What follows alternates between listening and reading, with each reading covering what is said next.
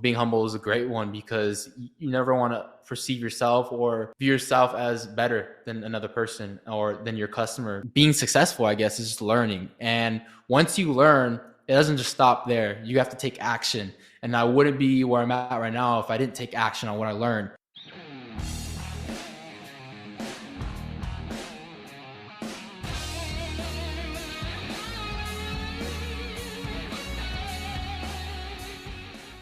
Hola, what is up, everybody? Welcome back to the Reliable HVACR podcast. If you're watching this on YouTube, make sure you're subscribed, like, comment. If you're listening to this over on the podcast, like Spotify, Apple Podcasts, Google Podcasts, wherever it is, it's a bit available on all platforms.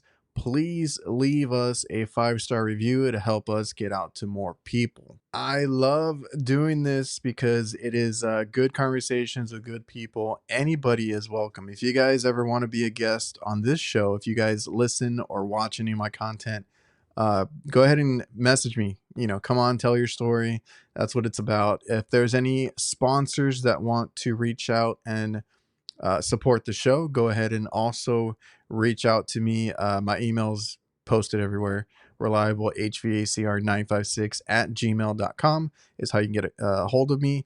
Speaking of sponsors, today's episode is brought to you by my favorite CRM, Jobber. If you guys want to use a software that helps us boost our business, whether it's invoicing, quoting, scheduling, keeping track of your team, price lists, our maintenance plan is in there. Now they help you with marketing and running campaigns through emails, all that stuff. And you can talk to your customer through texting in the customer hub. They can request work. You never have to pick up the phone. They can actually request work online through text. You can tell them that you're on the way. All the stuff that you would expect from a professional CRM. If you guys want a free trial and discount, go to getjobber.com/reliable HVACR. Also, VETO Pro Pack, the best tool bags in the game. I know people tell me the first thing is always the price. Let me tell you, other brands that I used to get at the supply house never lasted me. So in that short amount of time, I was buying several of those bags when I could just buy one VETO Pro Pack tool bag. And if you want to go check them out, go to vetopropack.com. You can also get them at any supply house or place that you buy equipment. They usually have VETO Pro Pack, and they just came out with the MB3 Blackout, which I am super excited for because I actually had a hand in some major design in that bag, and I hope to continue to work with that. But I use the MB3 Blackout as my favorite. I also use the Wheelers. I use a lot of their tote bags. I even have something in my van that just holds bottles and miscellaneous things, and it's made by them too. They have a bag for every scenario, so you won't be disappointed. Go check out VETO Pro Pack. And if you go to their website, go to the customer profile. You'll find me in there. You can learn a little bit more about me, and you'll probably see a lot of these YouTubers and people on Instagram that you might watch in that section. And when you're ready to level up your business, you can join BOSCH Home Comfort Pro. When you sign up, you get exclusive deals, priority technical support, and free marketing and advertising resources. By choosing BOSCH, you can represent one of the largest HVAC brands in the market with over 100 years of industry expertise. Join today at boschhomecomfort.us/HC Pro. And a big thanks to all the sponsors that make this show possible and moving forward. You'll hear more from Local HQ Marketing, NAVIEN, and DIVERSITECH throughout the show. And don't forget that I have another podcast/live stream every Thursday night, the HVAC Nights. You can find us on YouTube, Instagram, TikTok. It's me, Jake, and Curtis. You might know them already. And we just talk shop about our work week and life stuff. It gets crazy. It gets uncensored. It's a fun time. So come check us out live every Thursday on YouTube. And it's available on all podcast platforms later that week. If you ever want to keep up to date with anything that I use, whether it's tool recommendations, Camel City Mill socks have been really great for me, and the Huxley work pants. I have discounts for a lot of these things that I use. You can find them in my website, reliablehvacr.net. So like I said, tool link, recommendations, discounts. I got merch there. You can request stickers. I will have my arm sleeves up for sale soon, so make sure to keep an eye out there. And if you just remember to go to the website, you'll always keep up to date with everything. On today's episode, we have EwokDoesHVAC. You can call him E. He is new to YouTube, Instagram, so I'll make sure to leave all his information in the description. Go follow him, check him out. He's pumping out some really good HVAC content as a newcomer. He's only 18 years old and he's doing really well. Good head on his shoulder. But you know what? I'll let him tell it. He did a really good job explaining his story, and enjoy the episode. Yo, E, what is up, man? What's up, Adrian? Not much. How are you today? I'm doing good. Did you come from somewhere? You're all Awesome. like Yeah. dressed up. Yeah, I just came back from church. Yep. Gotcha, man. Okay. Yes, So sir. then, Yep. well, I mean, blue collar guys can dress up too, so it's all good. And that's a fact. Yep. I love my suits. You can see behind me, I got a bunch of suits, all Oh yeah. custom bespoke suits. I love fashion and stuff like that. Hey man, well, I'll get into it a little bit later as far as like dealing with customers, kind of the professionalism of it, and it Oh looks yeah, like you got that part down. definitely. Have you, just real quick, do you know of the AHR expos or any of the trade shows or the HVAC Tactical Award Show? Yeah, I have heard of them. I've heard of the HVAC tactical show through you. Actually, you made a short podcast with a Okay. few guys. We were talking about it, and but yeah, I've been looking into it for sure. Hey man, that's where you get to dress up. It's a black tie event, and Definitely. I Yeah. don't know, maybe you can go out there. I actually watched the full show, and I saw that you won a reward. Yeah, it's over. It's on the back. You can't see it too well, but it's there. Awesome. Nice, bro. Good stuff. That one was, and I was very proud of that one because it's for best content, right? Because Awesome. I mean, I got into it a while back. I'm into YouTube. I do the Instagram. I do the TikTok. I don't know if you're on any of those other platforms, but those are really good communities as well, especially the Instagram, if you ever do. Definitely. And Yeah, definitely. that's where I meet a lot of the guys. And just like YouTube has its own community, which I've seen like in your comments, you get a lot of young guys that are like in the same exact situation that you find yourself in, right? Like you're Definitely. new to the trade, getting into it and enjoying what you're doing, and that's the people that you attract. Yeah. Which is why I've told people like that want to get into making content, like just do it, because there's Yeah. somebody out there that is doing exactly what you're doing or going through the same exact thing. And I see Yeah. it with you and your Oh, channel. definitely. Yeah, my viewers, I definitely resonate with them because they're kind of on the same, start as me. They're trying to get into the trade, they're trying to learn, and being able to guide them in the right direction and give them some advice and tips. It's definitely awesome because I just want, everyone around me to succeed.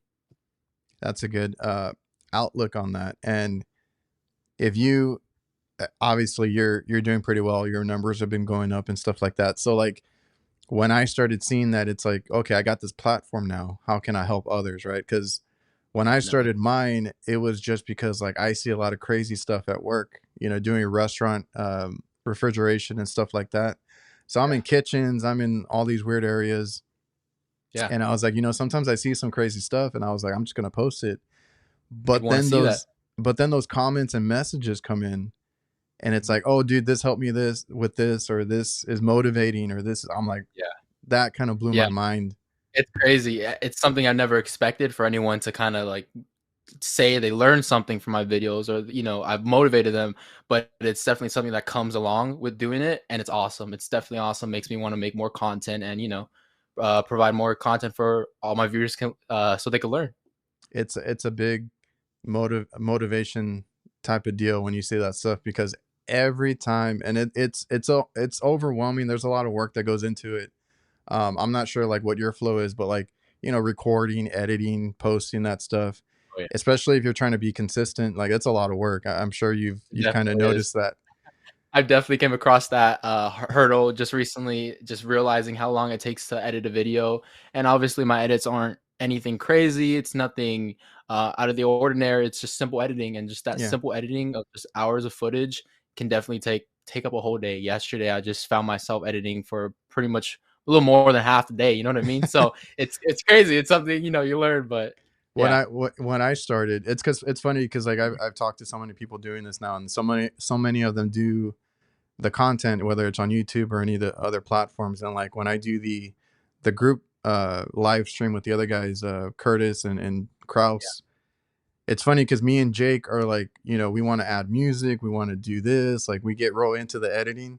And then Curtis is like, what takes you guys so long? Just post the mhm. damn thing. He's like, I just Yeah, cut that's mine up true. and post it. Curtis videos are amazing, and I think They he are. literally raw edits, and he does have a few cuts and stuff in there, but it's so easy to watch. And honestly, Curtis is who got me into making videos. I Okay, would I was watch gonna Curtis. ask you. Yeah. Yeah, yep. So Curtis is the reason why I'm making videos now. Curtis is I learned a lot from him, and from the beginning, from my first um, from watching his videos, his raw, unedited videos, it shows the entire process of from start to finish, and that's really valuable when you're just soaking up all the information, Yeah. watching that hour-long, 45-minute long video, and you learn so much. And yeah, so one day I was watching his videos, and I'm like, all right, I want to start making my own videos. I'm in a great position where I'm at right now to just start filming. So I'm looking and trying to see how he films his videos because I like his POV shots. You know what I mean? I like that simple, He hands has it, off. but he has it, you know, pretty like he's really good at that kind of footage and Definitely, editing and he is. content. He is, because it's not easy, and I realized that after, trying to mimic what he does. And so I'm like, "Okay, how does he do it?" He doesn't wear a chest strap, the GoPro strap, because I don't see it in his videos. So I'm, like, researching. I'm trying to look, like, does he ever, tell his viewers his setup? And no, not from what I can tell. I It's couldn't because find like anything. yeah, we talked because me and Jake will talk like cameras all day. Like we love Yeah. the tech stuff. And Yep. then he kind of chimes in and he's, you know, I think he just bought another GoPro right now. And Nice. he's been like experimenting with different things. And Yeah. we would ask him about that too. And he's like, oh, Yeah. he uses and I'm pretty sure you found the stealth mounts. Yeah, I found it. And Yeah, I noticed that he had something around his neck, and I'm like, "Alright, let me try to search something up." Yeah, I found it. but he's always like, oh, I'm gonna stick to HVAC. Like he doesn't want to talk about like the tech stuff on his channel, I guess, Yeah, because it's, you know, it's just HVAC that he does. So he posts. I And understand like that. that's another thing. Like he tells us like, oh, we're doing, you know, it's a lot of work that we're doing, you know, to put a video out. But I'm like, well, that's, you know, that's our style. But I'm still looking at his like, how the hell does he do it? Because he's posting every day, and then it's Mhm. like you said, like it could be like a 40 minute of an hour long video. And I'm like, you Yeah. got to sit through there and edit that stuff still because, and it's funny because I actually told him, I was like, dude, this Ewok kid is like Mhm. a mini you. He's like the next HVAC guy That's because you crazy. got the Yeah, same, you know, the same style and the way you cut it up and stuff like that. yeah, Um, you know, and like you said, it's really good to learn from because it is raw, like in the real world of HVAC. Like he's, you know, he's putting something together, taking something apart, kind of see the yeah, little hiccups here and there that he has, and definitely. that's helpful. And I feel like for him, for someone who wants to make content like him, raw, kinda unedited, content, you gotta have some experience under your belt, because those 45-minute long to an hour videos that he does, that's the full process of elimination of everything he's doing. And let's say if I were to try to do something like that, I would put unedited raw footage of me installing a blow motor or installing something. It wouldn't take me an hour. It would take me a little longer, just because, I don't have that much experience Yeah. under my belt.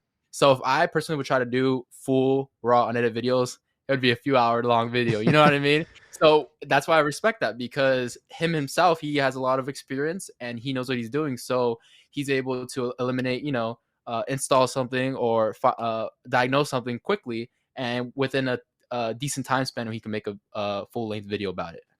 And it's funny because he, you know, everybody has the critics and the comments, and you know, people will tell him he's doing it the wrong way or a certain way that they would do it, and I'm like, no, just, you know, leave it in there Yeah. because even when I started my channel, like I said, it was for like the crazy things that I saw, but then I started posting like more longer, you know, videos showing everything, and I left in all the mistakes. I mean, I screwed up on camera, and it's like Oh yeah. you screw up every day. I mean, you learn Definitely. from it, but it's you're not going to be Yeah. perfect. And Yeah, what's definitely. funny is when I started doing that, then like comments came in about like, I'm glad that you did this, because like, there's certain creators, and there's nothing wrong with it, that will cut out everything, and it's like, here's what I Yeah. did, here's the finished product, and it might look great, perfect install, whatever it was, but Yeah. you didn't see all the hiccups along the way.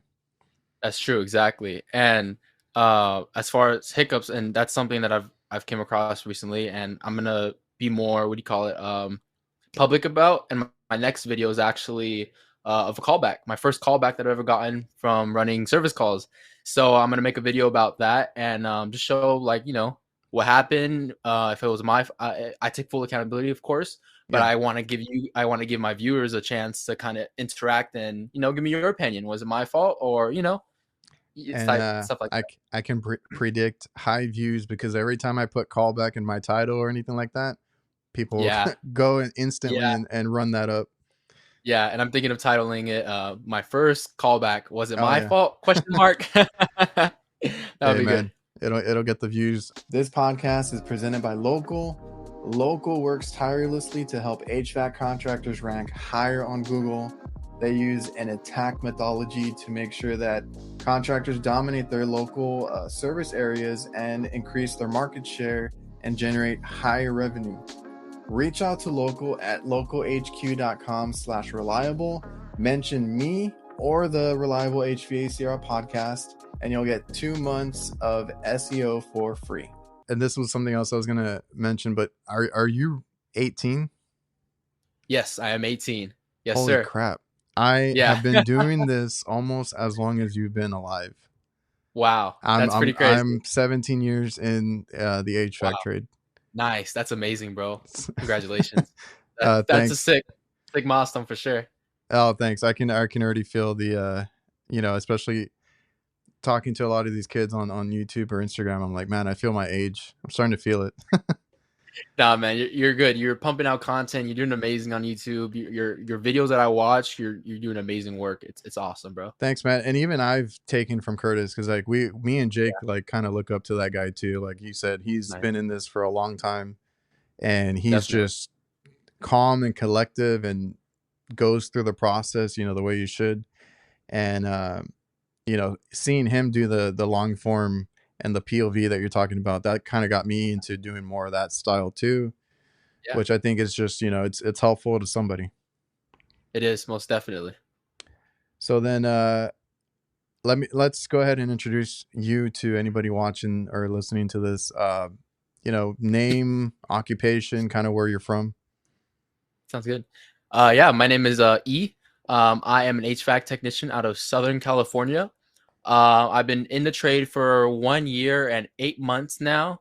I started off, a year and 8 months ago as an apprentice and just a helper, and here I am now, 18, as an HVAC technician.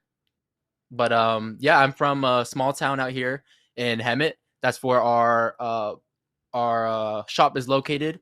How did Yeah. you get about getting into the trades? Like, what either interested you into getting into it, especially at a young age? Because it's funny, man, doing this podcast, getting to know people. There's a lot of kids out there right now that are just out there trying to get it, like yourself. And I'm Yeah. like, okay, if you had not told me your age or like how long you've been doing this, because a lot of guys are like, oh, I've only been doing this 2 to 3 years, and I'm like, I would have thought you've been doing this like 7, 8 years or whatever, because they soak up the information, they're so confident, and that's Yeah. that's good to see. But like, what interested you about this trade Mhm. specifically, and then how did you get into it? Yeah. So I never really, okay, so I'll tell you from the beginning. So when I was 15 and a half, I got my first job at a recycling center, and I was just working Monday to Saturday, just grinding and just saving. So I was there for about a year, and then I quit.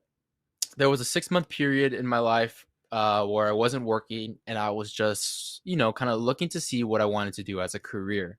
I would search up on Google trades. I would search up all the different trades that was on Google, and I would just kind of pick through them and see what kind of interested me. And I never really stopped and looked at HVAC. I know I saw it when I scrolled. I never really stopped to, do more research into it. What interested me was the electrical side of things. I was looking into that a little bit. Never really made a move and went for it. But throughout that 6-month period where I wasn't working, my close friend that I grew up with actually hit me up and was like, "Hey, I need help." And he was a HVAC tech, and he worked for my friend's dad. So it was a Okay. small company. So yeah, so he hit me up for some help. I helped him, and and then soon after that, he asked me if I wanted to work with him, and I was like, okay, this is a trade, which is something I was looking for. It's a skilled trade, and yeah, I would like to do that. So I texted him. I was like, yeah, I'll work with you. So we just started working. I got the job. The boss talked to the boss. Talked about pay. We talked about just work, and he was on board, and I got hired as an apprentice slash helper. So I was just learning on the way. So as far as HVAC, you can see that it kind of fell in my lap. You know what I mean? I didn't really Yeah. search and seek out for it. You know what I mean? And I think I hear that a lot when it comes to the trades and HVAC. It's kind of like I didn't necessarily choose it. It kind of chose me, So that's how I And got into the trade. you said like you fell into it because of your friends and all that, but it Yes, technically checked all the boxes that you were already looking for true. because you were actively, looking for something like this, and then it just happened to Definitely, be that this, uh, getting you to help out over here, it was actually a Mhm. good opportunity to get into the or get your foot in the door. Definitely. It was most definitely, and that definitely got my foot into the door. It was my boss owned that company, so he had 3 other guys in that company, and I was really just doing a lot of installs. We really, now looking back, and that was the most amount of installs I've ever done. We would do 3, 4 a week, and I would really help out a lot with the installs. I would learn a lot about installing. As far as service calls, I never really did much service calls with them. They really just needed my help doing installs. So I definitely learned a lot from that company, and that company was definitely the foundation of my career. And I wouldn't be where I'm at today if it wasn't for that company, Did hiring me and letting me help them out. and that's cool, and it's cool that they took, you know, because you said you had a couple of friends there, right? Yes. So Yeah. they were willing to take on the younger kids and kind of Yeah. train them. Did you guys or did you have a good mentor? Like, did they explain everything that was going on while you were on the job site and everything? Definitely doing installs and everything. I definitely had a mentor that was my close friend, and he showed me the ways of installing. Taught me a little bit about the refrigeration cycle. I didn't completely understand it at that point, but he taught me the best he can, and Yeah. that was definitely my mentor at that point. And did you ask a lot of questions? I definitely did. I Did asked a you ton of questions. did you Yep. get on his nerves? Yeah, I definitely did. I would ask a lot of questions, and I would ask the same questions over again, because something about Oh, me is I have what is it? I have short-term memory. So I don't have a great time remembering things. So I'm always asking the same questions again, and I could see how it could get annoying. But that's kind of something that I need to do to engrave it in my head, and to actually fully remember what I'm yeah. learning. Yeah, that sounds like my son. I have to repeat myself like Yeah. 5 times and then he'll get it. Yeah. Yep, it happens. What about it did you enjoy as far as, like, you finally get this as a job or like a potential career, all that? Yeah. Because a lot of people get into it, don't like it, get out of it, something they don't Yeah. like about it, and then a lot of guys that are especially that are young and get into it, if they stay with it or stick with it, it's because they really love something about it. Like, what kept you hooked?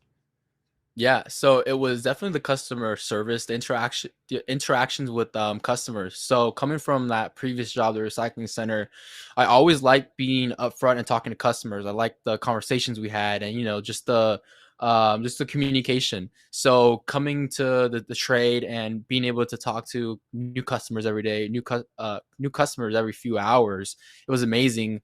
And that's one thing that I definitely liked about it. And then the other thing that I saw as a potential was when I would run service calls with my friend, he's able to make the amount of money that you know, he has control of how much money he Yeah. makes. He's on, you know, commission, and he's selling his own jobs.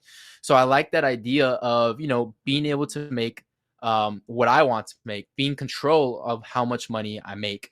So those couple things definitely um, uh, got my interest, and what got me to, you know, really fall in love with the trade. Because after that, the work that we would do, it was amazing. I took pride in my work, and I loved putting in, you know, good work for my customers, and I loved doing nice installs that my boss would be happy with, sending a picture of the install to my boss, and my boss, you know, like being happy with the results. It's a good feeling. And I can attest to that. But like me being, I got into it when I was like 20. So like I, Okay. graduated high school. I took a year off personally because I didn't want to. But at the time, I didn't know about the trades. Like I was thinking like I have to go to Gotcha. college. I got to do this. I got to find a Yeah. degree. And I was just like, I can't do school right now. I need to take a year off. I worked Yeah. for a grocery, like a Sam's Club, a grocery store. Yeah. And like you said, like being in the trades, you kind of get to, make the money that you put into it, you get money out of it. And Definitely. and if you want to work more, you can work more. Like you said, there's commission opportunity, and even just learning a skill, you bring up your value so much, especially like as much as whatever you can learn. If you can do install service, like the more you can do, the more valuable you are, and another company will hire you on the spot, pay you more, whatever it is. But like when I was at that grocery store, I was promised so many raises, so many Mhm. promotions, and I never got them. They always Yeah. found a loophole to kind of screw me over. And I was like, I can't do this anymore. So then that's when my dad started his business and I got into it and I got into the trades. And I was like, Nice. okay, this is better. You know, Yeah. Oh yeah, Running a most definitely. business is a little bit different because like we make as much as we get as far as like customers. So the more customers we can get, the more maintenance we can get, the like whatever it is, that's how much Okay. money that I'm gonna make because Yeah. I mean I'm working more obviously.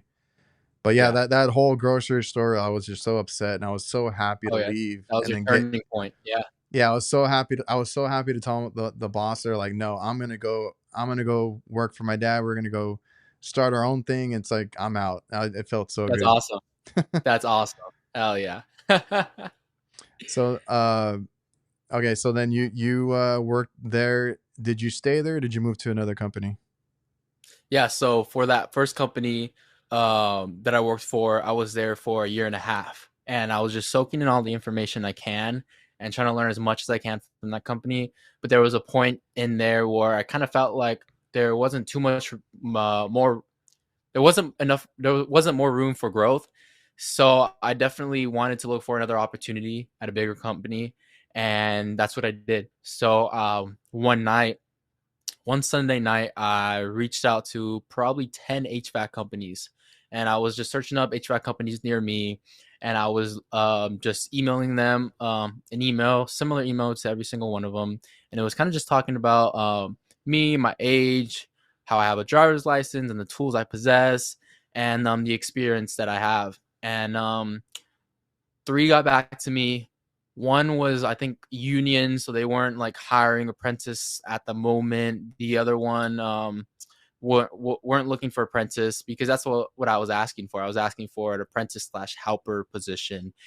But one company did get back to me the next morning. They called me at like 7 o'clock in the morning. It was the boss, the owner, and he was like, "Hey, can you come in right now?"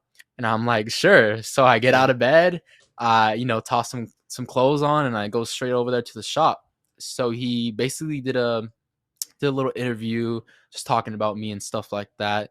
And he was like, "Okay, so you got your tools on you?" I'm like, "Yep."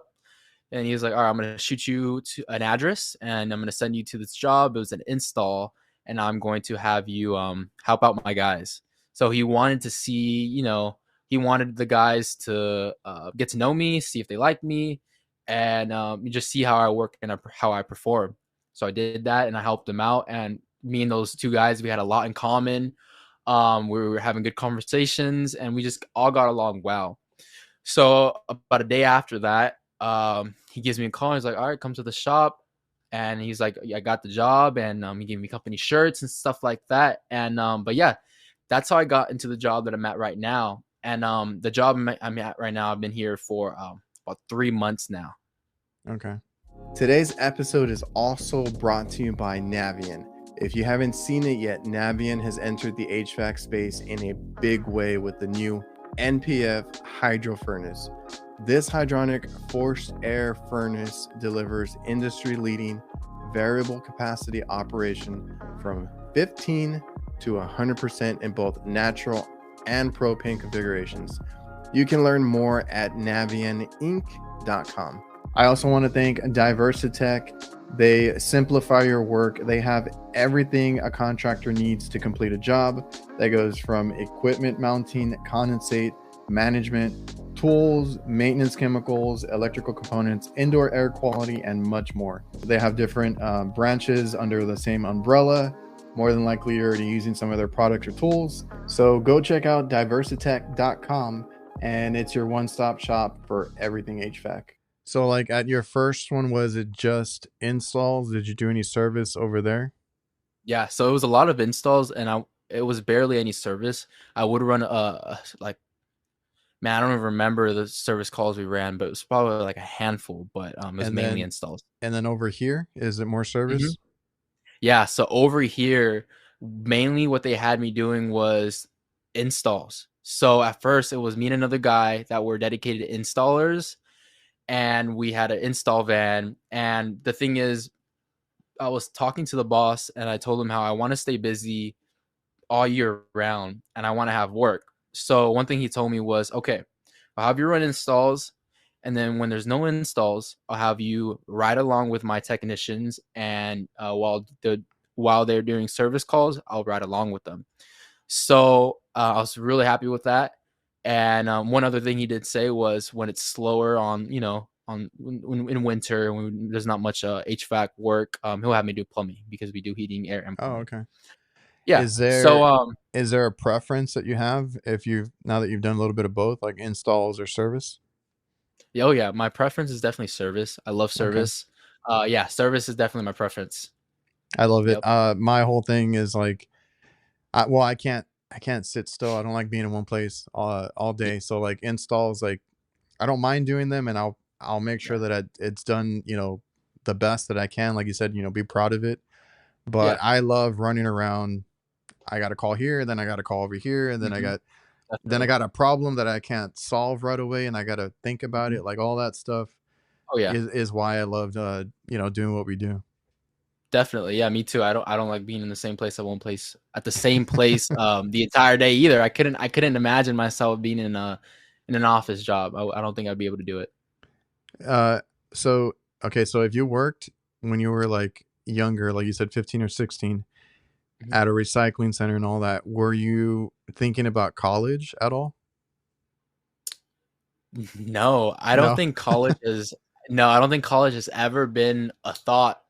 I always wanted to just work with my hands. I like labor intensive work. I really enjoyed that, honestly. It really kept me moving and busy. Yeah, so let me ask you this. Did you grow up around the trades? Like, do your parents do anything like that, or?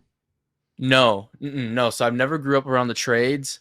Actually, I can't say that, because my dad was he worked for Caltrans, and he did tree. Oh man, what is it that he did? He would basically cut down trees and stuff like that in that matter. So he'd climb them and stuff like that. So that is a trade. But besides that, that was it. I never thought about it. So maybe that is what moved me. Yeah, because I never thought about it when I was younger, because you don't know about the trades. And then like when you have like career days or anything that school does, it's like, oh, be a doctor, lawyer, whatever it is. Yeah. Business degree, all these other things. They never talk about the trades. So I never knew about it. But my grandfather was a mechanic. So whenever I would go over, because that I have a Hispanic family, you know how they are. They drop all the kids off. So all my cousins, all the kids off at the grandparents. And then while everybody goes to work, the kids are just there running around. So like Yeah. growing up, I was in my grandfather's like home shop, like his little garage Okay. and stuff. Yeah. But I never paid attention to it. I just knew he loved cars and working on them. Yeah. He taught all Hmm. his kids how to, because I have 9 uncles and aunts. So my dad Oh wow. is one of 10. Yeah. Okay. Got you. So Yep. so then he taught a lot of them how to do mechanic work and stuff like that. So Nice.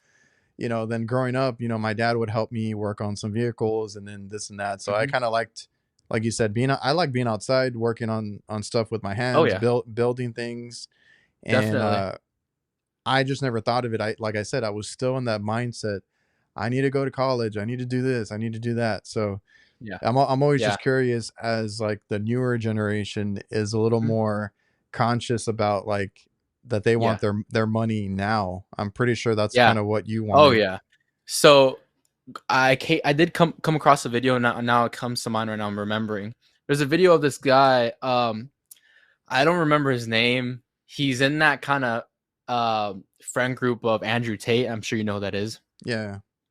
And I've seen him a video of him, and he basically is a steel worker or an iron worker, and he makes good money.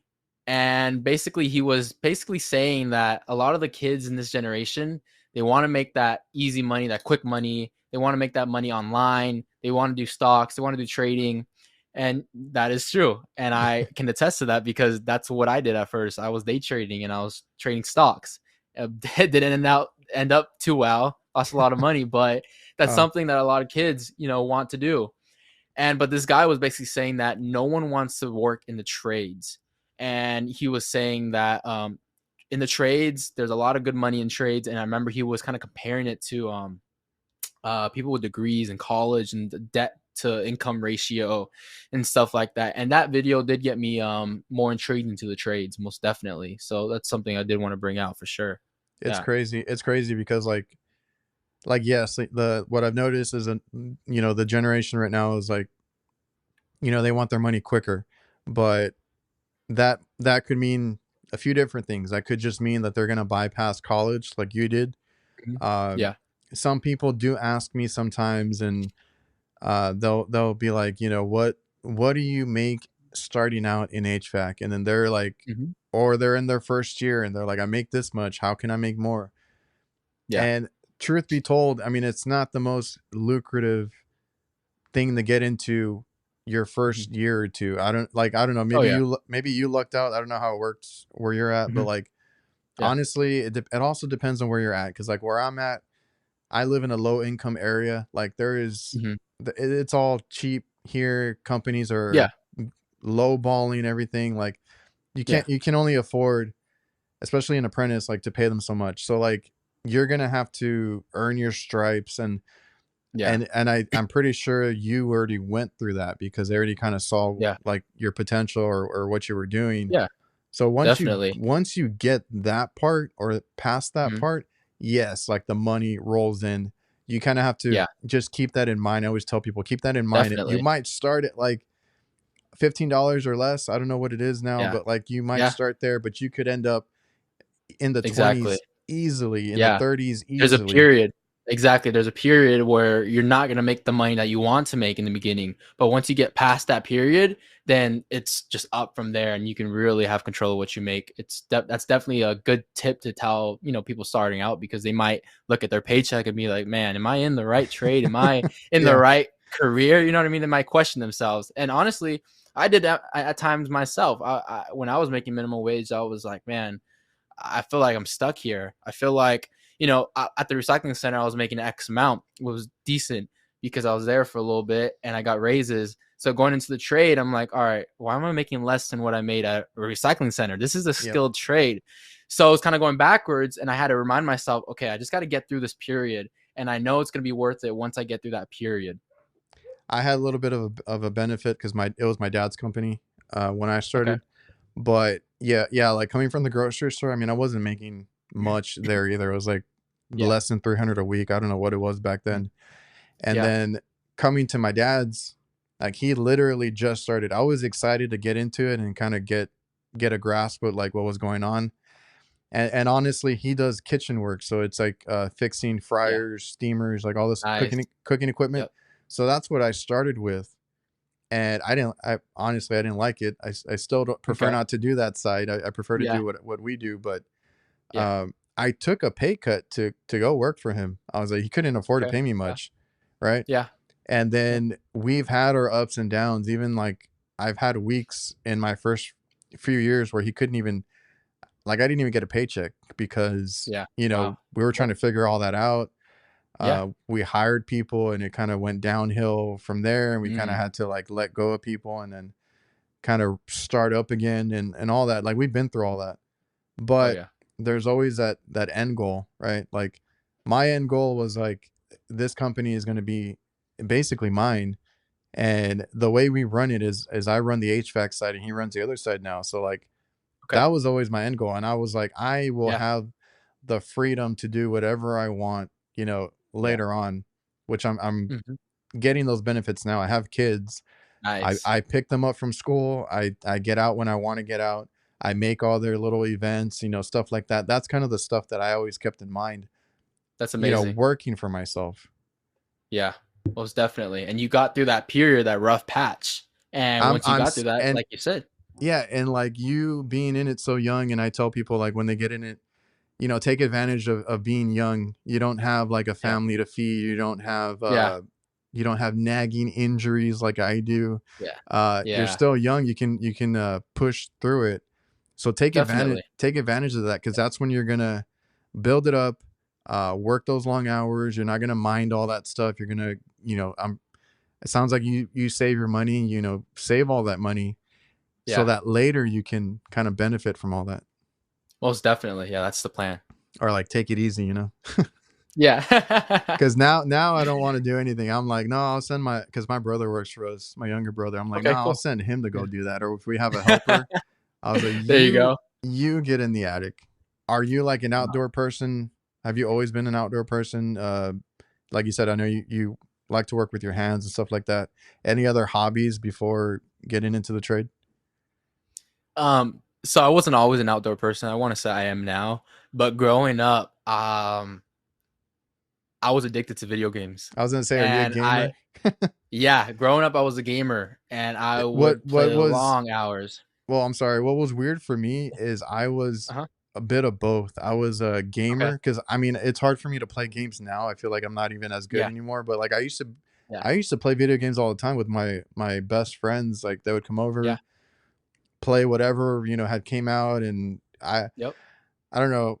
I don't know if you know what Blockbuster is or anything like that. Like, we used to I've go. heard of it. Okay, Yep. I feel so old now, but like, I used to go on the weekends and rent all these Okay. games that came out, and we would play them and try and Nice. beat them and everything. Yep. So I was a gamer too, but Okay. I also was into sports. So like, my outdoor Got you. activity was going to play basketball at like all these parks. Nice. My Yeah. dad ended up building like a little court for me at the house. So then I would invite my friends over and we'd have games on the weekends Awesome. all night long. We would just, That's man, cool. that's Yeah. kind of why I was like a little bit of both, but I was just Okay. curious about Yeah. yourself. No, yeah. For me, it definitely I did that's a good, what do you call it? Balance to having some outdoors and some video games in the mix. But for me, I did not have that balance. It was just straight video games. So I don't know if you heard of the video game Rust, RUST. I think so. But I would play that game religiously, and I would play 12, 15 hours a day. And it's a what do you call it? It's an online live game. So when you log off, like anything can happen. You can get raided, you can get, all Oh, your okay, stuff okay. taken. So what crazy enough, what I would do is I would keep my computer on. I would transfer my sound instead of from my headphones to my speakers, and I would be AFK in my base, and I would go to bed. And if I were to hear some rockets in the background, I'm Yeah. up and I'm ready to defend my base.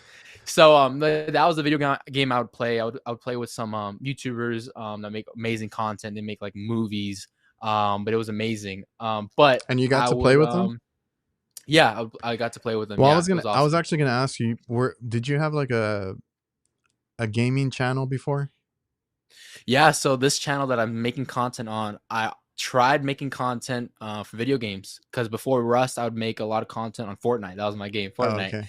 So yeah, I did try to make content in Fortnite. I would live stream on YouTube and stuff like that. I always wanted to do YouTube growing up. I always found interest in it, but it never really worked out. as far as video games, you know? Which is, So, well, which is funny because my mhm, kids have been mhm. asking, "Can we start a YouTube channel?" I'm like, "No, I don't want you guys on there."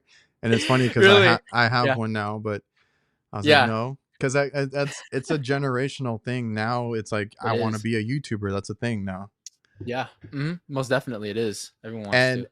I've so like I said, I don't play video games anymore because I feel Mhm. like I'm just not that good, and I feel like my Yeah. ADD has gotten worse. I have to be doing Mm, something. I'm always out and yeah, about, but yeah. I watch. So what I do now is I watch other like streamers and gamers. Yeah. So Nice. my YouTube is like half HVAC creators and half Mm, like gamers. that's So cool. I mean, Yeah. mine are probably older, but I watch like the Dashy games, the Okay. what do you call it, the Vanos gaming, Terrorizer. Yeah, I don't know. They're all older. They're I've probably not. never heard of any of them. So I watch these gamers play. I mean, they're not super Okay. serious. They're like jokey Yeah. and playing with each Nice. other. Yeah. And that's how I get, I guess, my outlet of gaming now because I don't play it. Nice. And Yeah, definitely. yeah, I mean that's the whole thing now. I mean YouTube, and I say the same thing because I run like 4 channels now that I'm trying to build up. But like Yeah. I've always been into the gaming stuff. Like I said, I used to watch these guys, and I thought about like doing it too, but then I was like, I don't want to. I don't know if I don't want to stream and like be the worst gamer online. And I then feel that. what was the other thing? Oh, tech channels. I watch a lot of tech channels. So like people that do the Nice. Me too. reviews and the smartphone stuff like Mhm. MKBHD, Yep. Unbox Therapy. Yeah. There's a whole bunch of Yep. them too. Oh, yeah. I watch And them too. Awesome. then like I always say like if I had known because I would watch those when they started, like when they had little Mm. subscribers, right? I was Yeah. like, if I had known that was a career, I probably would have done that too. Because Oh, yeah. I used to fix phones, I used to fix laptops and stuff like that. I was like, I could have recorded all that Nice. and just posted Oh, it, but yeah. Most definitely. I didn't know that was a career. Yeah. Now you know, and now you're doing it. And then as far as like dealing with customers, I want to say that you're just I don't know, maybe you were brought up really well with manners or something like that. Because I've seen your interactions with the customers. And how did you learn how to deal with customers? Are you just being yourself? Did somebody have to tell you, at one of your jobs, like how to act in front of the customers? Like how did you deal with customers and that aspect? Because I think you even said that that's your one of your favorite parts is the customer Yeah. service. Yeah, definitely. So I think it was just growing up and being raised the way I did, with Okay. manners, and always being taught to look at the person that you're talking to in the eyes, and being respectful and humble. That definitely, growing up, played a big role in how I talk to customers and how I um,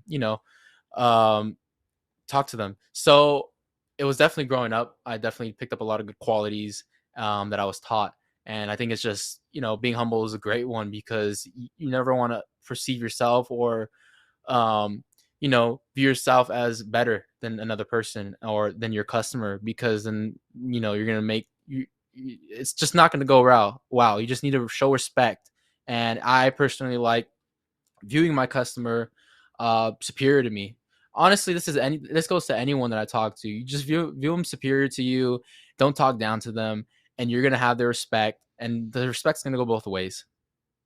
You gotta, well, I mean, it's a whole other level with the customer. Hmm.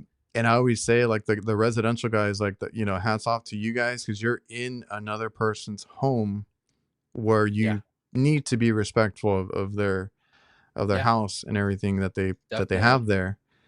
Yep. But I mean, it goes a long way to be respectful, or even with like it took me a while to learn that part of it because I just wanted to get in and out, and I started Yeah. getting complaints like, "Oh, this guy just didn't say anything to us, didn't talk to Just us, left.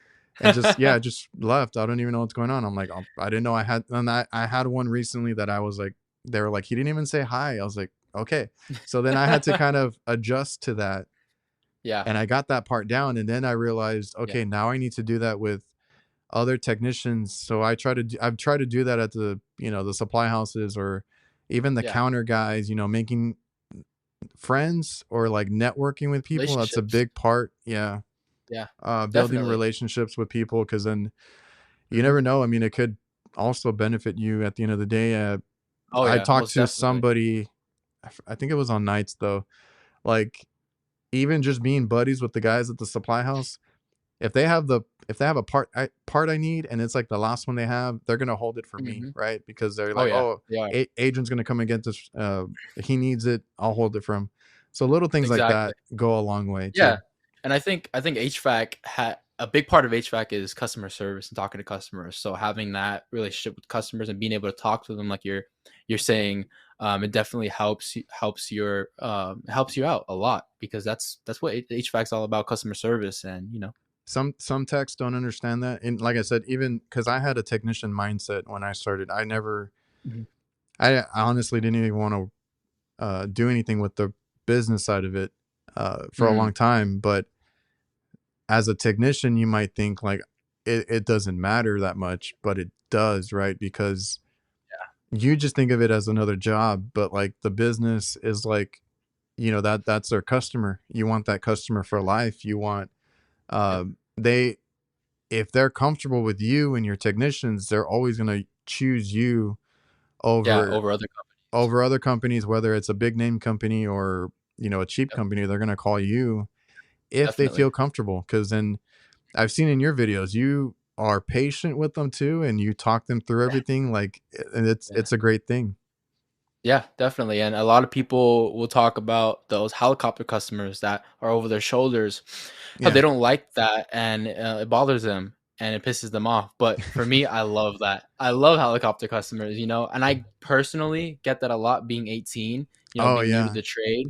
Yeah, so I personally get that a lot and I learned to adapt. And I love my customer right next to me because I'm able to walk them through what I'm doing and I'm talking to them as I'm, working and diagnosing the system. So at the end, when I'm done diagnosing the system and I tell them what's wrong and how much it's going to be, they're not like, oh, wow, really? How come? Because since they're around my shoulder, they already saw me throughout the process, checking every single, you know what I mean? So I personally like the helicopter customers. Hmm. But yeah, I definitely use that to my benefit. Yeah, and like I mean, me and my dad, because we've had guys that come in and they're worried about the sale or something else, and they want to run up a ticket or whatever it is. And I'm like, me and my dad have always been like, honest work is what gets Yeah. us more work. Hmm. So like, I have no issue. I've always gone up and told them like, if you want to come and look at what I'm going to put in, or if you want to verify something with me, I'll show you exactly what I did. Yeah. Um, I've even invited a few of them because I only do commercial, so I'm on rooftops. Okay. I've Yeah. invited a Yep. lot of them. Hey, you want to come up to the roof? Like, it's up to you. Yeah. I had like Yep. one or two actually take me up on that, and I was like, okay, cool. Like, Yeah. I'll show you Yep. exactly what's going I'll on show and you. what it looks like. It's a little easier now because we got phones. Everything is Oh smartphone. yeah. So take a Yeah. picture Picture. and I can send it to them. It's not a big deal. But uh, Exactly. yeah, honest work and dealing with these customers, it goes a long way because then they're comfortable with you and all that. I also went through the same thing because like I was 20 when I started, Okay. and I went and got everything in order to go take my contractor's test right away. So I became a licensed contractor in my Nice. early mid 20s, Oh, wow, and that's amazing. I had that issue too of like, who's this kid? I'm like, no, I'm the contractor. I was like, I Yeah. know what I'm doing. The whole thing with how you treat customers, I just want to like kind of wrap that up. Like I tell people, unfortunately, you need to look the part, act the part, and that's how you get the part, right? So if you look professional and Yep. presentable, if you talk professional and presentable, then you're going to keep getting work. That's the only way to go about it. I'm not saying, because Jake is a good example, I'm not saying that big beards and long hair is a bad thing, but he makes Yeah. himself presentable and dresses good, Yeah. and Yeah. talks So really true. well, and that's how he gets Mhm. work. That's true. Yep. Because people always tell me, because I have tattoos on my arms and everything. I was like, Yeah. it doesn't really matter. Um, Yeah. as I don't long think as so too either. yeah, I mean, you're just talking to the customer, like you said, eye contact, kind of making them feel Yeah. comfortable. That's Mhm. the most important part. We've I know hired there's a No, go ahead. we've hired guys that are like shaved heads, tattoos, everything, but they do really Yeah. good work and they're good people to talk to. Like they Exactly. they do good. That's what matters. And I know there's some companies, bigger companies out there, they have their employees cover up when they have tattoos and stuff like that. They wear arm sleeves and stuff like that. But I mean, as a bigger company like that, I guess I see what they're going for. You know what I Yeah. mean?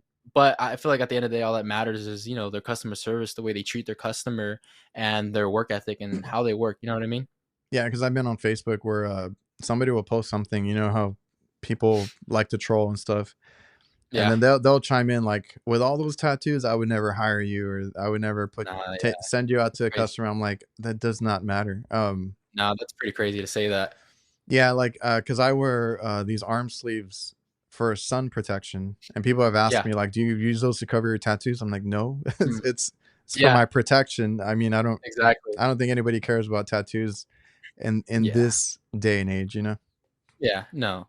So on the topic of customers and customer service, has there been any customer interactions that have kind of stuck with you? Anything that you maybe it can be like something crazy or anything that you learned from? Um, there have been a like in the positive note, there has been a couple, you know, customers or maybe a few, well, honestly, a lot that I have really good interactions with and are really positive and nice, and they really make the job go by smoothly and seamlessly. Those customers are amazing. Uh, on a negative note, there are, you know, those customers where, I mean, honestly, I've only interacted with my first customer where it was a crazy situation. It was just a few days ago, I believe. But what happened? I wish I was recording. I wish I was recording. It's my first call in the morning. So apparently this customer didn't pay. So we did a water heater install a couple years back, maybe a year back, and he only paid half of the ticket. He had a balance of like 1,400 left on the ticket. Um, but for whatever reason, he didn't pay, and he was on the no service list. Oh yeah. So the other morning, he calls the company, and his AC is out, and he's calling to get a technician sent out. My boss, being the nice guy that he is, he gives him a second chance. So I go over there, he sends me out, and I'm diagnosing his unit. And first I'm talking to his son, and I'm diagnosing his unit. I'm like, okay, cool, I'll go check it out, blah blah blah. His compressor wasn't turning on, so I was just, you know, going through the procedure, seeing why his compressor isn't turning on. And while I'm out there doing that, um, the homeowner, he comes out and he's like, "What are you doing? Why are you touching my unit? I never said to, you know, work on my unit."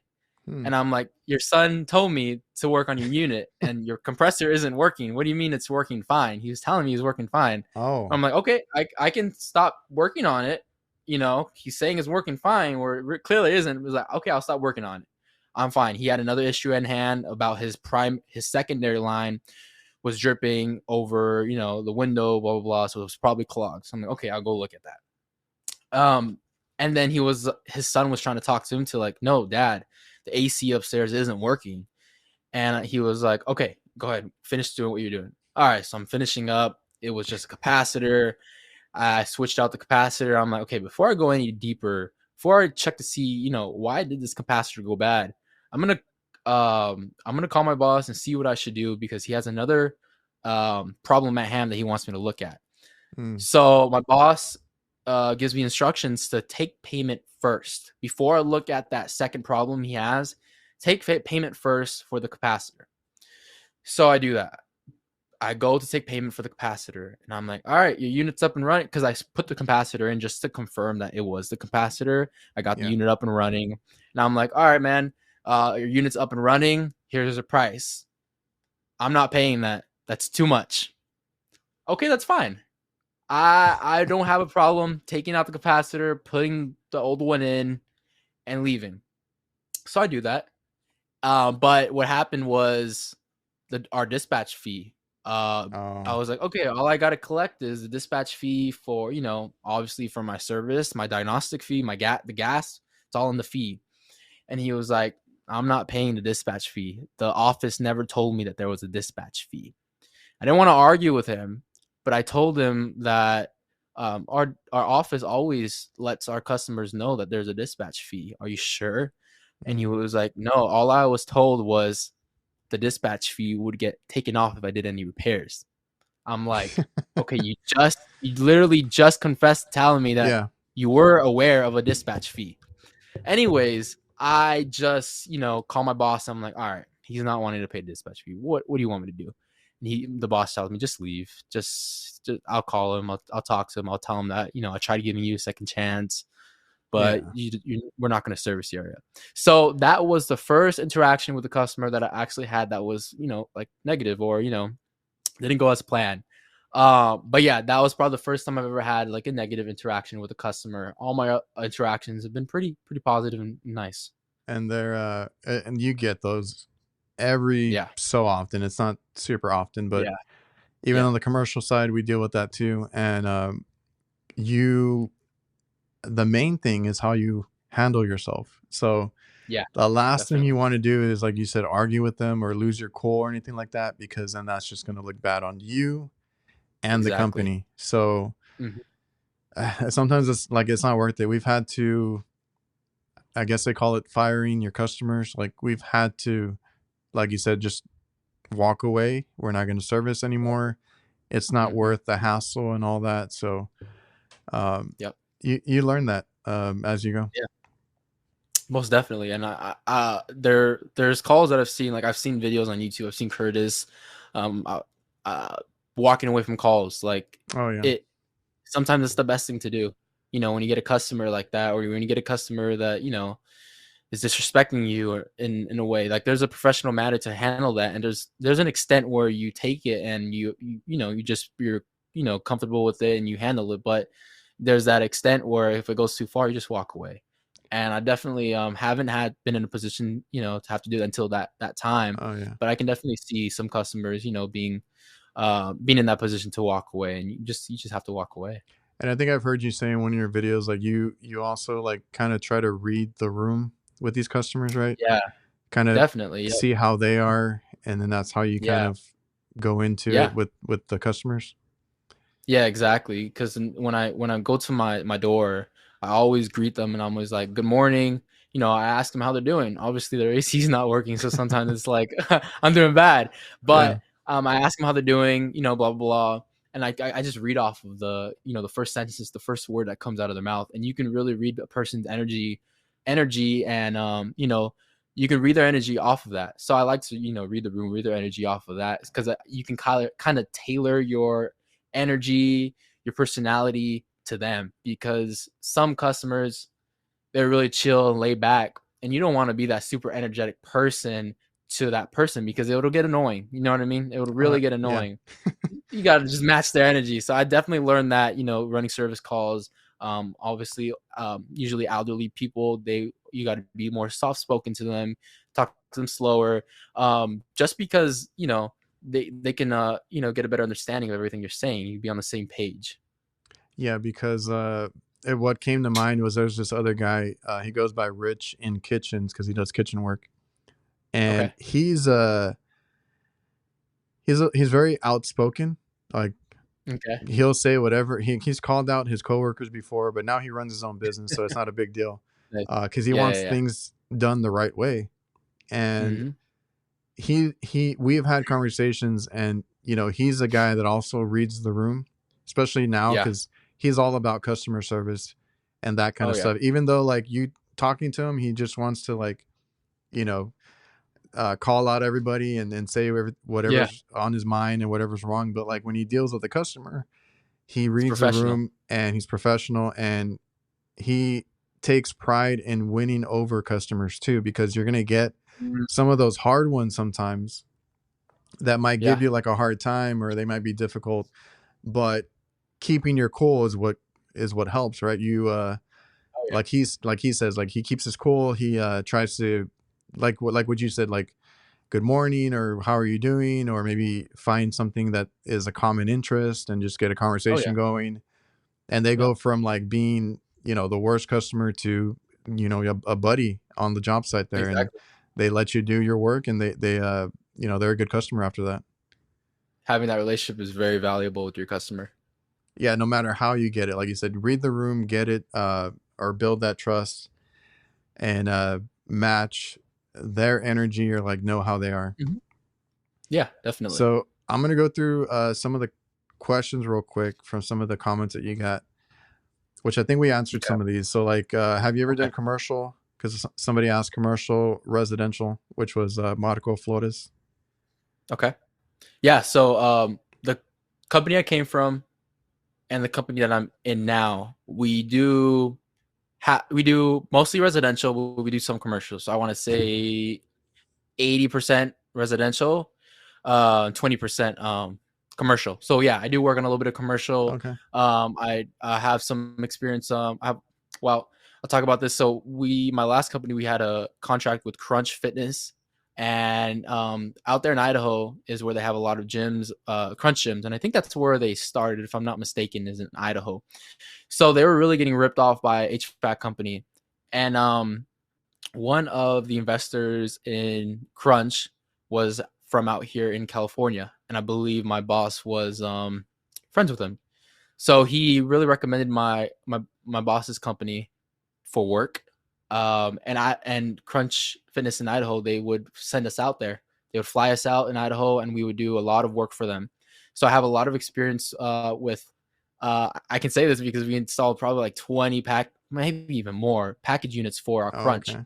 So we would go there at a time. Each week would knock out like eight, 8 a week. But we would do a lot of commercial out there in Idaho, and it was a lot of fun. They would send us out. They pay for our tickets. They would get us an Airbnb. They would give us per diem every single day for food.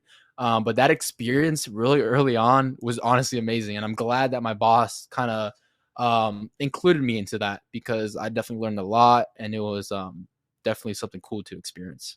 So is a commercial something you would want to do more of? Oh yeah, commercials. I like commercial a lot. I would love to do commercial a lot more. Like honestly, like if I were to have a 50-50, like 50% residential, 50% commercial, I would love that. You know what I mean?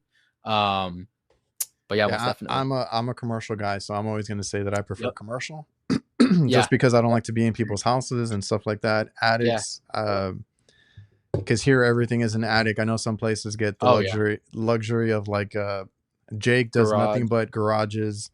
Some Oh, guys that's have amazing. the basements. I'm like, those are Yeah. better, but like here it's all Hmm. attics, so I Yeah. prefer No. commercial. Yeah. Oh yeah, I agree, because out here it's a lot of attics as well, but we do get that fair share of garage indoor units and like closet indoor Oh units. yeah, When we come across a house like that, it's like, yes, we don't got yeah. to be in an attic. But uh, the attic is basic definitely something to get used to. It takes some time, but you get used to it. so X Pills Broke ask, do you ever think about owning your own company? Yeah, so I haven't really put too much thought into it, but it's definitely an end goal of mine is to own my own company. And the only thing that I think about a lot is who I have with me in my company, because I'm all about customer service. I love bringing great customer service and good work. So I would want my employees to have that um, same exact work ethic. So I can see definitely branching out to making my own company, but that's would be the hard part, is finding people that I can trust and finding people that would have great work ethic and that would be amazing with customers as well. Because I'm I'm honestly I'm gonna be picky with who I employ. Oh You know what yeah. I mean?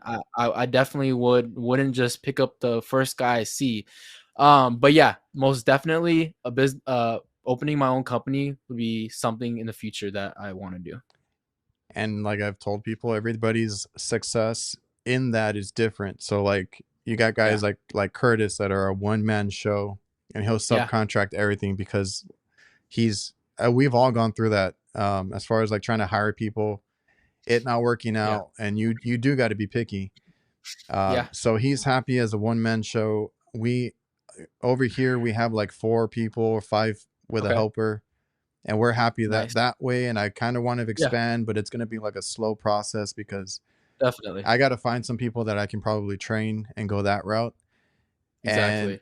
there's some guys that have 10 20 trucks out there, and they've figured out a way to streamline it, Yeah. and that's what they want. Yeah. Like there's everybody's success is different. It's just what you want to do with it. Yeah.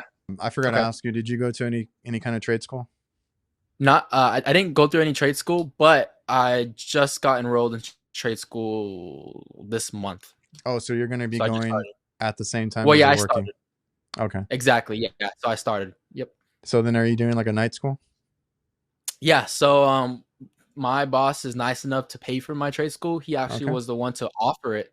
He offered everyone in the company trade school for HVAC, even the plumbers. So a lot of the Okay. plumbers are going to trade school for HVAC. So which is nice to see. But yeah, it's 5 p.m. to 9 p.m. or 5:30 p.m. to 9:30 p.m. in San Diego. It's about an hour drive from where I'm at right now, but we are carpool, and it's once a week. But yeah, it's 10 months. So we just Oh, started this okay. month. It's been great. Been learning a decent amount. But yeah, it's been nice. It's a good, like I had the advantage of going to trade school in the Yeah, beginning. Well, I kind of yeah, did the same thing you did. And yeah. going to school and learning that, then getting a little bit of experience with somebody and then Yeah, going out and getting the license. yeah. But it's a good Mhm. way to get your basics because I like you said, you when you got into the field, you're like, refrigeration cycle, what is that? Or Yeah. Mhm. superheat, subcool, all these little Yeah. terms, Yep.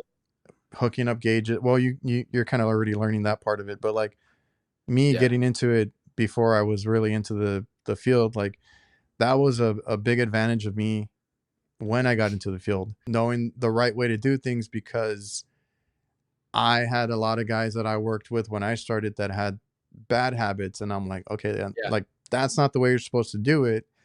Mhm. And that's a whole other conversation. But like Yeah.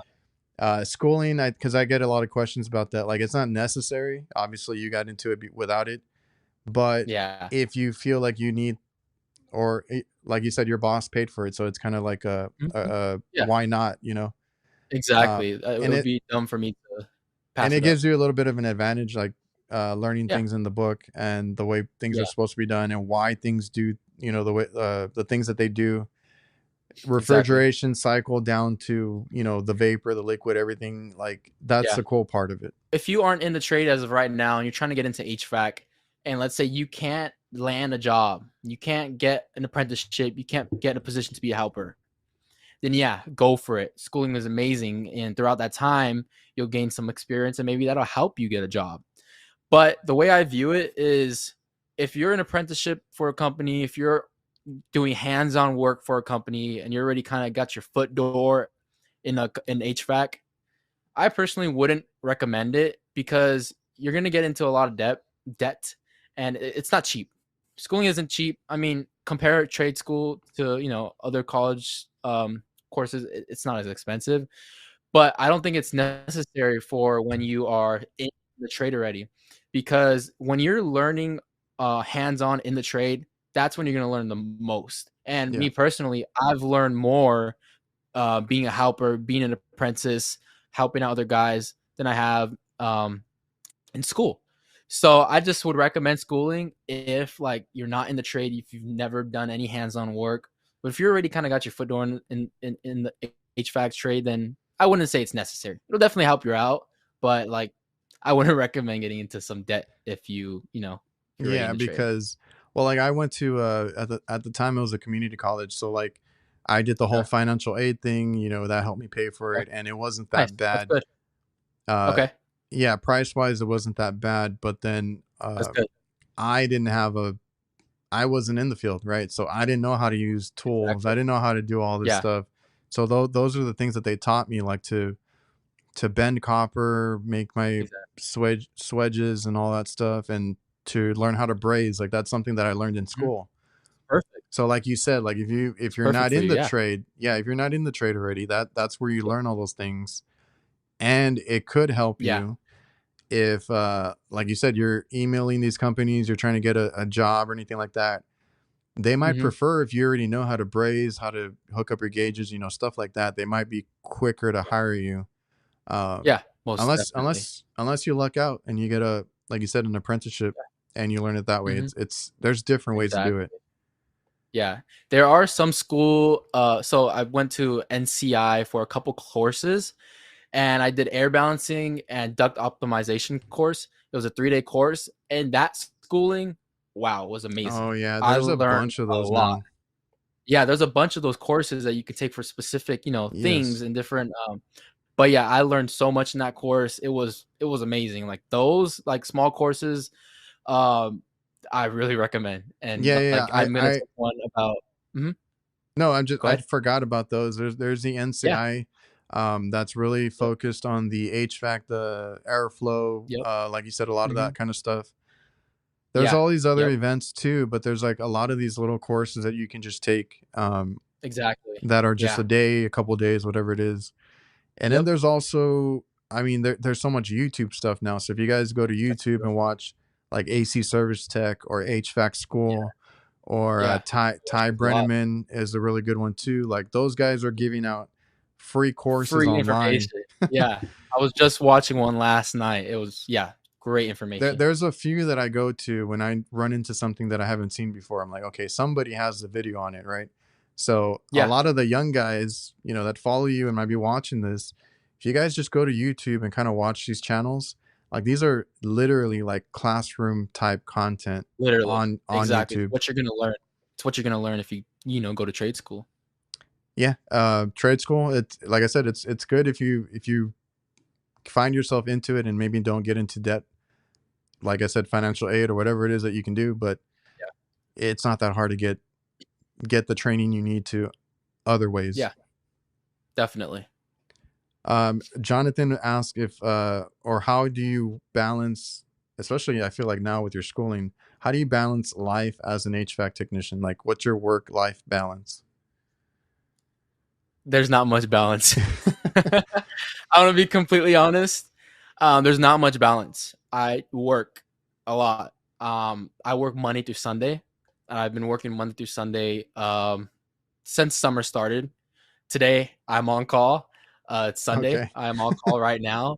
I feel like I'll have balance in my work life once I get to a certain point in life, once I get to a certain, knowledge of HVAC and a certain point in my life. Because right now, honestly, there's not much balance. It's just work, and uh, in the future, there definitely will be more balance. And I feel like this is a great trade to have balance in. So the company I'm at right now, they're pretty lenient, so I can definitely see in the future having some great balance in life. You know what I mean? And I think HVAC is a great trade for that because you have an X amount of calls and you get through them, and you're done for the day. It's not like, okay, I finished my calls. What's next? I mean, if there's no more calls on the board, then there's not much more to do. So HVAC, I feel like, is a great trade to have balance in life. But just me personally, right now, I don't have much balance. I'm just really focused and I'm just working. And yeah. Yeah, like you mentioned on call. I'm assuming you guys have a rotating on call. Like you're Mhm. not Yeah. literally always working. Um, Yeah. No. you're Mm-mm. taking shifts. You're taking this. So like my whole thing, I think I mentioned it earlier, was like when I was younger. I mean, you being 18, you're kind of going through it right now. Like when I was younger, that's when you're hustling. That's when you're Yeah. taking all the information in, getting all your hours in, Exactly. struggling, whatever it is. Like this is a Yeah. time to do it before. Exactly. I mean, some people have families early on, but like before you have your Mhm. family, you got a family to feed. Mhm. Before you have, a bunch of kids, whatever it is, like Yeah. you get all of that out of the way in the beginning. The That's when you beginning. have And the time. That's and when your body can exactly. take it, and Mhm. then you benefit later on. That later on, Yeah.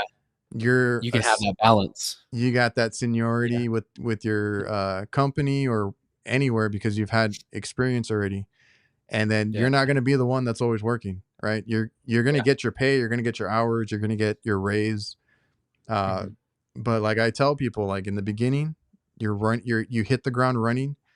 take Yeah. advantage take advantage of that part. Yeah. And Most definitely. obviously the more you work, the more you learn, and it's going to Yeah. help you later on in life. And that Yeah. could be another thing, right? Like you learning so much in the beginning, and like you brought up Curtis, when you're older, it could be even like 5 years later, that Mhm. work that took you couple hours to do, you could probably do it in less than an hour. Like, it's gonna cut your time. Exactly. You're gonna get Yeah. those calls out of the way, and then you get out of work, you know? Yeah, that free time. Yeah, and I think growing up, I've always thought about my future. I've always thought about having a comfortable future. And the only way I knew how to do that growing up was to work. So that's why I mentioned earlier how I got my first job when I was 15 and a half. And so thinking about my future, I was always locked in, and I always restrained from partying. You know, I've never done drugs, don't drink. I always thought to myself, okay, if I take this time right now to lock in, to just focus on my future, I will have a point in my life later on where I can enjoy myself. I can enjoy the fruits of my labor, Yeah. because I just need to get through this point in my life of just working and just, not having too much of a social life, and, not having too much balance, because I know later on it's going to pay off, and I know later on I'll have that balance in life. But yeah, that's definitely the route I've taken, and that's what I'm still going to do Which until I is feel like yeah, till you can't do it.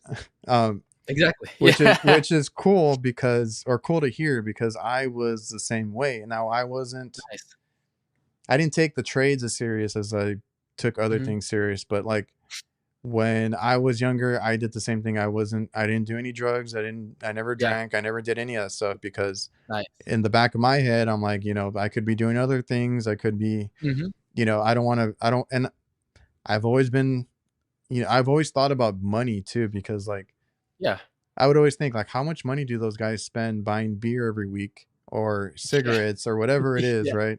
Like, how much money are Yep. they wasting, you know? Oh yeah. Uh, So waste. so so then that was always in my head, and then even when I had that grocery job, like I moved out, like I got my own Okay. place. That was my priority, and Nice. it's funny because my parents, my dad was in the trades, electrician. My Okay. mom was like a secretary, and she ended up with a really good job at the school here. So like Nice.